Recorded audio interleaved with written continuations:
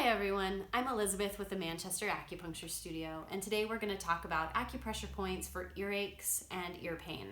I'm following up on a request from a patient who was experiencing a headache behind the ear, and these points will work as well. So for this sequence, we're going to be using points on our hand, our wrist, and then our opposite foot. So let's just say that I've got an earache on my left side. I'm going to stimulate points on my left side, my left wrist, and then I'm going to go to the right foot and stimulate points there. Today we're using points on the gallbladder and Sanjiao channels because they both meet and have points around the ears. So first we're going to start with Sanjiao 2 and Sanjiao 3. So both of these points are right by the knuckles. We're in the space between the knuckles of the pinky and the ring finger, and we're going to massage and press these points maybe 20 to 30 times. Take your time, spend some time here.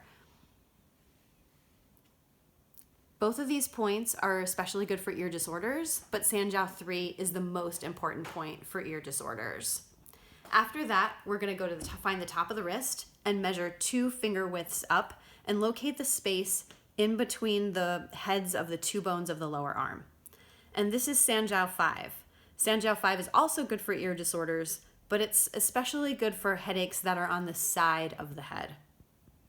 So just press and rub in circles and give it a little while to help ease up the headache or the ear pain.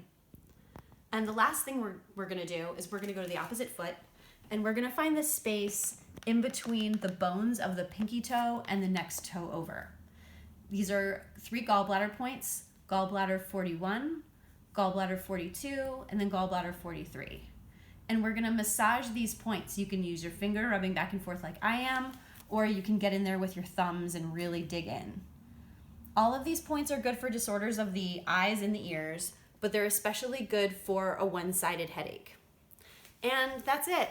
I hope this is helpful. Thank you again for joining me. We hope to see you again soon and in good health.